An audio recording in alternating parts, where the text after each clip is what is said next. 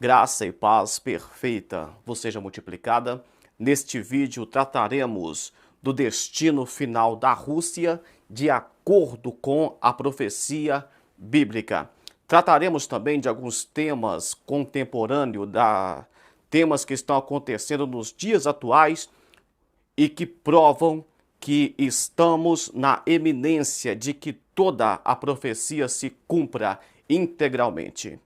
O texto base encontra-se em Ezequiel, capítulo 38 e 39.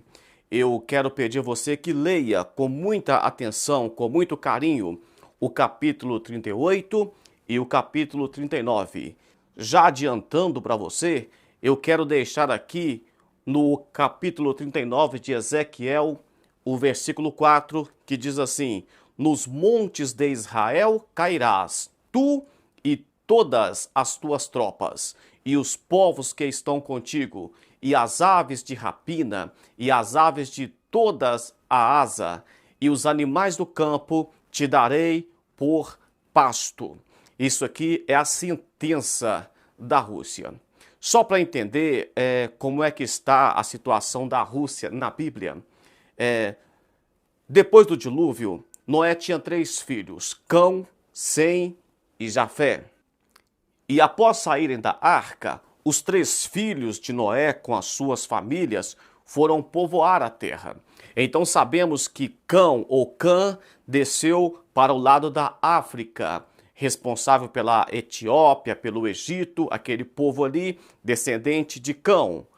Sem é responsável por todos os semitas, os árabes, os hebreus, e Jafé, que está em foco tanto na atualidade quanto no vídeo de hoje. Jafé foi para a parte da Europa e povoou também o norte, responsável pelos medos, pelos gregos, pelos romanos, os russos e os gauleses. Embora todos tenham o mesmo pai, uma mesma família, eles tinham valores diferentes. Por exemplo, sabemos que a descendência de Cão, os valores que eles cultivaram, né, durante séculos, milênios, é o valor do poder e do medo. Então, os descendentes de Cão, eles se focaram na questão do valor, do poder e do medo. O que quer dizer isso? Eles são um tipo de pessoas que, já falei, foram para o lado da África e na questão religiosa, eles não querem saber se o Deus é bom ou se o Deus é mau. Uma tendência desse povo, dos descendentes de Cão, é simplesmente utilizar o poder desse Deus. Como utilizar um poder de um Deus que seja bom ou que seja mau. Daí surgem aqueles cultos mais macabros, porque eles trabalham com essa questão do poder e do medo. Eles aproveitam essa questão da divindade, por exemplo. O pessoal de Sem, eles focaram na questão do pecado e da redenção. Por isso, quando falamos de Sem, os semitas, e o mais conhecido do nosso caso como cristão, os judeus, sempre vai ter a questão do pecado, do cordeiro, da redenção, da regeneração, do perdão de pecados. Sempre vai ter essa questão do parente remitor de Jesus que comprou com o seu sangue. E, mais uma vez, o que está em foco é os descendentes de Jafé. Jafé é um povo que os seus valores estavam na honra e na vergonha. Então, aquele povo do lado do norte, nós vemos isso hoje, por exemplo, na cultura que muitos conhecem dos samurais, né, que já acabaram praticamente, mas é aquele pessoal que morre pela honra. Eles preferem morrer do que passar vergonha, o que não aconteceria no caso dos semitas. O semita pede perdão, eles buscam a redenção, mas a descendência de Jafé tem valor na honra e na vergonha. Então, o povo hoje da Rússia, eu disse que os descendentes de Jafé entre eles estão a Rússia, é um povo também que focaram na questão da honra e da vergonha. Essa informação é importante para saber a que tipo de povo que nós estamos lidando, que tipo de profecia que estamos tratando. No texto de Ezequiel, tanto o capítulo 38 quanto o 39, que eu pedi vocês para lerem depois com muito carinho e com muita atenção, temos uma projeção profética. Projeção profética, eu falo isso em outros vídeos aqui, quando eu falo sobre profecia. Então, a projeção profética aponta para o destino da Rússia. Alguns vão dividir esse texto do 38 como a guerra do Armagedon e o 39 como Gog e Magog. Qual a diferença? A diferença é que a batalha do Armagedon acontece principalmente, ou na ideia dos maiores peritos do Apocalipse e de escatologia, acontece 7 anos após o arrebatamento da igreja. Já o Gog e Magog acontece 1000 anos depois, acontece depois do milênio. E tem ainda um outro grupo de pessoas que acreditam que essa batalha de que se trata o capítulo 38 de Ezequiel não se trata nem de Armagedon, nem de Gog e Magog, mas é de uma batalha que aconteceria no meio da grande tribulação, ou na metade da semana dos 3 anos e meio da grande tribulação, onde Israel faria uma aliança com o anticristo. Mas a maioria dos estudiosos acreditam que essa batalha de que se trata, Ezequiel 38, trata-se da batalha que acontecerá no final da grande tribulação, quando Jesus Cristo vier para livrar Israel das mãos dos inimigos, na mão do anticristo principalmente. A ordem dos acontecimentos são o seguinte: o próximo evento escatológico que esperamos acontecer trata-se do arrebatamento da igreja.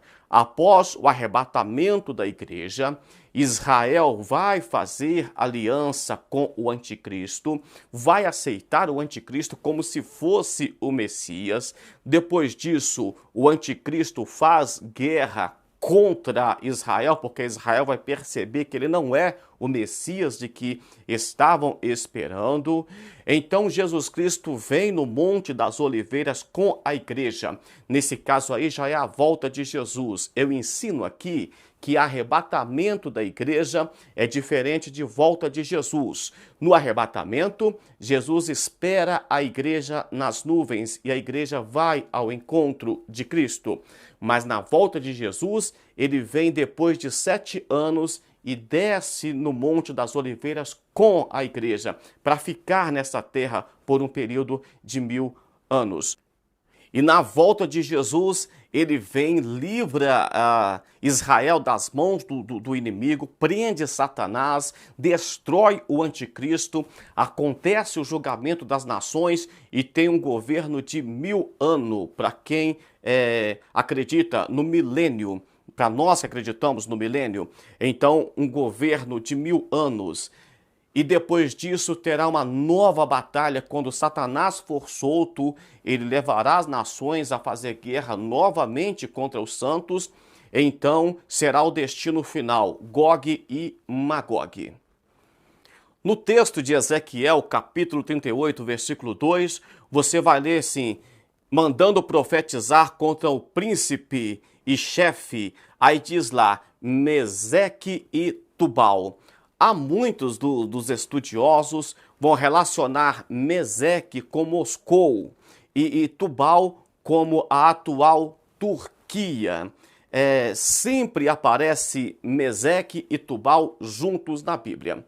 E alguns estudiosos ainda, e algumas traduções bíblicas, me parece que até a própria Septuaginta, ela vai trazer o príncipe de Roz, e esse Roz seria mesmo da raiz da palavra Rússia. Então, o príncipe da Rússia, aqui tem Meseque, que é Moscou. Moscou é a capital e a cidade mais importante da Rússia. E Tubal, que hoje eu já disse, seria a Turquia, que é também um inimigo de Israel e uma cidade muito potente, inclusive uma potência na criação de drones, esses drones de guerra. Então, para a maioria dos estudiosos, Ezequiel capítulo 38 fala da batalha do Armagedon, o que seria a terceira guerra mundial. O que está em destaque no momento, a Rússia, ela irá cercar Israel com seus exércitos. Acreditamos que tudo isso acontecerá 7 anos após o arrebatamento da igreja. Então Israel será cercado por todos os lados. E neste momento cumprir-se-á a visão de Apocalipse, capítulo 19, versículo 11 até o 21, quando Jesus Cristo vem montado em um cavalo branco com a sua igreja, na ocasião em que destruirá o anticristo com um sopro da sua boca, e acontecerá o julgamento das nações. Que nações seriam essas? As nações que ficaram contra Israel no período da grande tribulação, apoiando o anticristo. No capítulo 38, versículo 5, aponta os persas, os etíopes, os de Put, junto com a Rússia, todos marchando para fechar Israel. E daqui a pouquinho eu vou te explicar que tudo já está caminhando para que isso de fato possa acontecer. E como será a vitória do povo de Deus, a vitória de Israel, a vitória do Messias contra o anticristo ou contra a Rússia que é apoiada pelos seus aliados? Eu não estou dizendo aqui que o anticristo será da Rússia, não, mas será uns aliados, serão aliados contra o povo de Deus, contra tudo que se chama Cristo. Nesse momento, o texto de Ezequiel 38 e 21 diz que será a espada de um contra o outro. Eles ficarão perturbados e começarão a guerrear entre si. O texto diz ainda assim: e contenderei por meio da peste, por meio do sangue, uma enchente e inundação, chuva de pedra, saraiva, e chuva de fogo e chuva de enxofre. Será os meios que Deus vai utilizar para vencer o grande exército que cercará Israel na ocasião em que a Rússia cairá e acabará com toda a sua glória, com toda a sua força. E o versículo 23 do capítulo 38, a parte B, diz assim: e saberá que eu sou o Senhor. Quando o texto diz saberá que eu sou o Senhor, hoje, por que é que Israel não cai hoje? Israel está cercado de inimigos, mas ele tem um defensor, um aliado muito forte, que é os Estados Unidos. E quando os Estados Unidos perder a força, quando ele cair também, inclusive, ele já está caladinho, já está mostrando que não tem tanta influência e tanto poder, porque com a invasão da Rússia à Ucrânia, os Estados Unidos estão calados. Então isso mostra que ele não é aquela potência que parece. Estão com medos, estão calados diante do mundo. A Rússia está desafiando todas as nações da Terra. Está mostrando que faz o que quer. Tudo está caminhando para que as profecias bíblicas se cumpram. Então, quando Israel não tiver mais o apoio dos Estados Unidos, então ele será de fato cercado.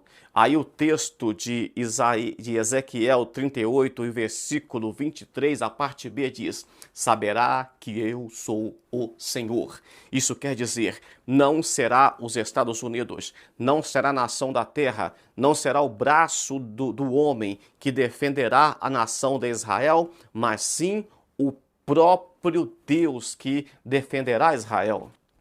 Então, para que toda essa profecia se cumpra integralmente, acreditamos que os Estados Unidos perderá a sua força, não será assim uma potência como é nos dias de hoje, ou algum evento fará com que eles fiquem fracos e de braços cruzados. E estamos vendo os eventos acontecendo diante dos nossos olhos.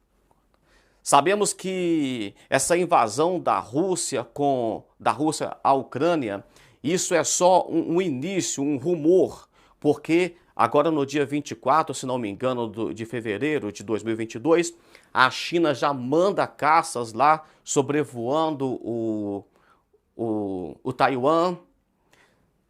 A própria Rússia também, nesse mês mesmo de fevereiro, já teria dito que não aceita, que não reconhece Israel, isso é profundo, não reconhece Israel como uma nação soberana, nem a capital de Israel, Jerusalém, como a capital, porque utiliza-se Tel Aviv, e nem as montanhas de Golã. Então, isso já mostra que a Rússia também tem um probleminha com Israel. Inclusive, sabemos que é uma briga, a princípio, política e econômica, porque Israel é um grande produtor de gás. E o problema de gás está evidente lá na Rússia. Então, tudo caminha para que as coisas aconteçam. Se a Rússia invade a Ucrânia, ninguém faz nada. Depois a China pode invadir Taiwan, ninguém vai fazer nada também.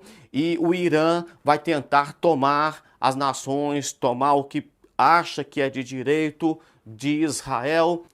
O texto de Ezequiel 39, versículo 9 e 10, diz que depois da batalha, quando Deus derrubar a Rússia e os seus aliados, Israel terá 7 anos de combustível com aquilo que sobrou, com os despojos da guerra. Então, a batalha será muito grande e ficará muito equipamento. Israel será muito próspero com essa vitória. Quando o texto diz que terá 7 anos queimando os equipamentos de guerra, isso mostra combustível de alguma forma e talvez até uma certa prosperidade para Israel, os despojos da guerra. E ainda no capítulo 39, versículo 12, diz que será 7 meses para enterrar os mortos. Então será uma batalha muito sangrenta, muito grande. 7 meses para enterrar os mortos da batalha. Os mortos em que Deus derrubará nesse dia, no dia em que a Rússia cair diante de Israel e diante de Deus, na verdade. Mas não se preocupe com essa batalha. Nós ainda não estamos nos cavaleiros do Apocalipse. Esses cavaleiros só vão começar a surgir a partir do arrebatamento da igreja. Essa batalha não vai acontecer, essa guerra que espera-se que aconteça, só acontecerá após o arrebatamento da igreja. E o arrebatamento da igreja pode acontecer a qualquer momento. A partir daí, inicia-se toda essa tribulação, toda essa confusão e inicia-se, a partir daí, 7 anos terá essa batalha. E não fique com medo da guerra, não fique preocupado com a Rússia, preocupe com o arrebatamento da igreja, porque acreditamos que é o próximo evento que acontecerá. Toda essa movimentação e esses rumores de guerra, isso aí é só para que o caminho do anticristo esteja preparado, para que as profecias se cumpram, mas o próximo evento será o arrebatamento da igreja dessa terra. Se você não for inscrito no canal, se inscreva, deixe o seu joinha se você gostou. Um forte abraço e até o próximo vídeo. Fique na paz do Senhor.